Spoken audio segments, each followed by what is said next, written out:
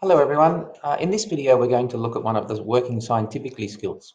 When students are learning chemistry, they often focus very much on the dot points and the content that you need to learn. But there's another section to the syllabus which goes through the working scientifically skills. It has 7 skills from first making observations and coming up with some sort of inquiry question, through planning an investigation, conducting it, processing and analysing the results, and using that to solve problems and then communicate that. So we're going to focus on number 4, analysing data and information, and just one part of that, which is about accuracy, precision, and reliability.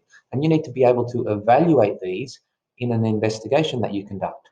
There's a lot of confusion over these terms. So this video is just to clarify what each of these terms mean, and it is important.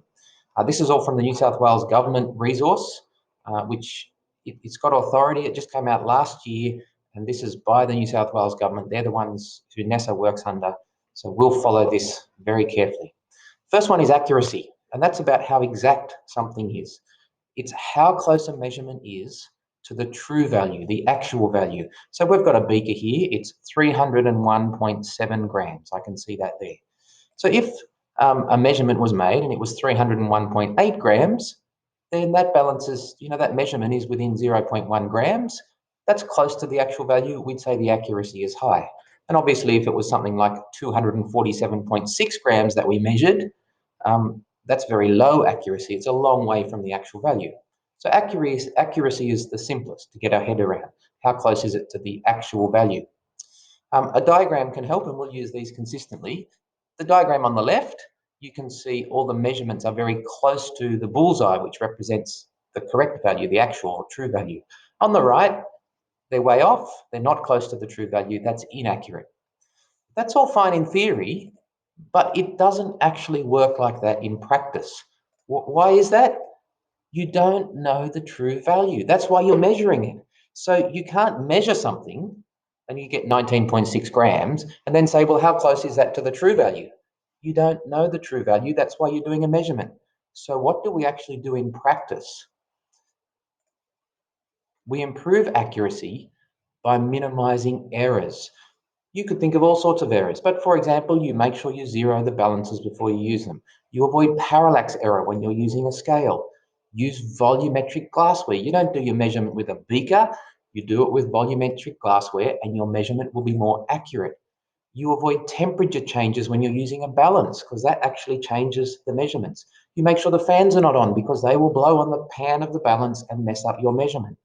You repeat measurements to minimize the effect of random variations. There's all sorts of things we do to try to minimize, we can't always remove them, minimize errors so that our measurement is as close as possible to the actual value.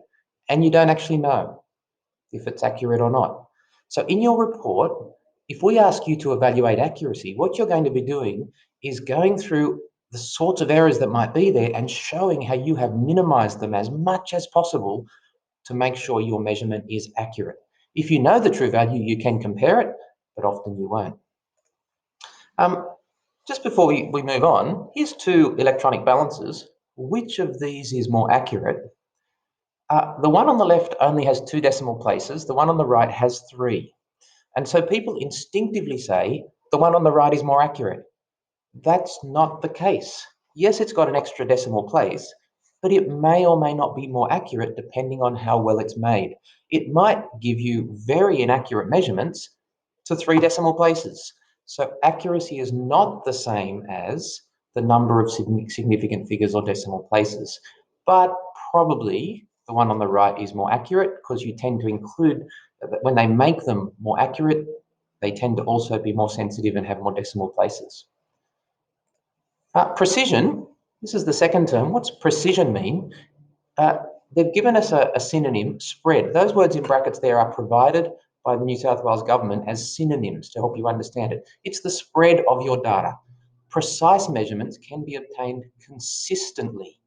A reliable friend is consistent. It's the consistency of the measurement you get. So here's the quote from New South Wales Government. The extent to which multiple measurements made under identical or similar conditions agree with each other. That's what consistency is. Notice it's a measurement, So you're measuring a particular thing and you do it again.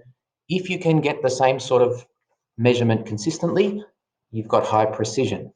Here's some examples. I measure something and I get 14.5, 14.6, 14.5 centimeters. They're quite close. That's high precision. It's precise.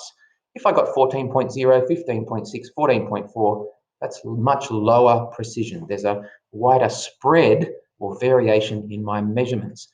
And notice again, it's about a measurement, or we can talk about the precision of an instrument, but it's a single measurement of a single thing that we want to find. We'll use our dartboard again, the one on the left. Notice how all the measurements are very close to each other. So that's high precision. The one on the left, they're all spread out. And so we call that low precision. So it's about how close the repeated measurements of that same thing are. Do we get consistency? That diagram there, I'm not going to dwell on it, but that brings together accuracy and precision. And you could reflect on that, or you could look at the link at the start. You've got access to these slides in the classroom, and you could look at the link and go through the document if you want to. The last one, so we've had accuracy, we've had precision, we've got reliability. And the synonyms they give us are repeatability or reproducibility. Reliable results can be repeated by others. And here's the quote they give: the extent to which the findings of repeated experiments conducted under identical or similar conditions agree with each other. Now, you might get confused here because you think that's similar to precision. This is about the whole experiment, the results of your investigation. Precision was just a single measurement. Now we are talking your whole investigation, which is going to take into account how it was designed, and you might make multiple measurements. You come up with a result.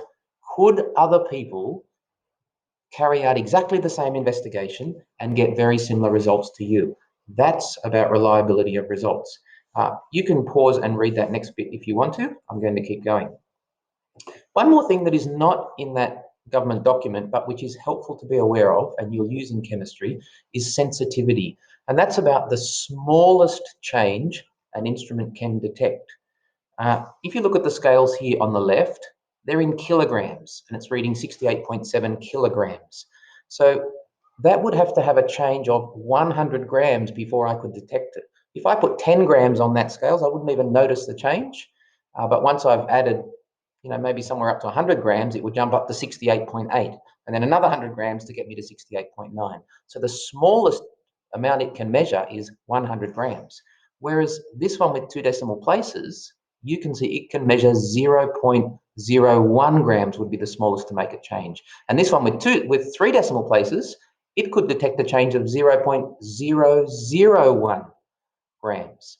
So that's about sensitivity. What is the smallest change that it can detect? And we want very sensitive equipment often, especially in analytical chemistry, where we're trying to measure very small amounts of things. One last thing to finish, just to help you see the difference between accuracy and sensitivity. Here's some universal indicator paper and a pH probe. Which of those is more accurate?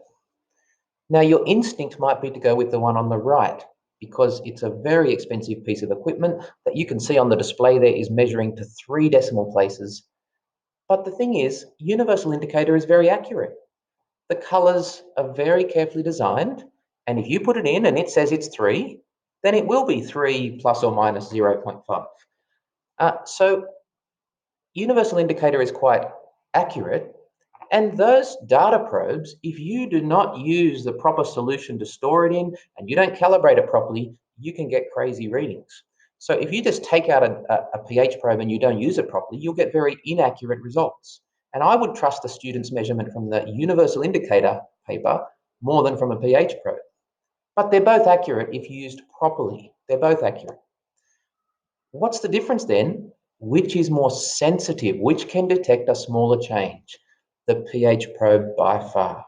So I would say they are both accurate, but the pH probe has much higher sensitivity. It can detect much smaller changes in the pH value, whereas the universal indicator can only detect a change of 1 whole pH unit. And up here, you can see it goes 10, 12, 14. So it needs to change, almost 1 or 2 units before you can detect a change. That's not very sensitive, even though it's still accurate.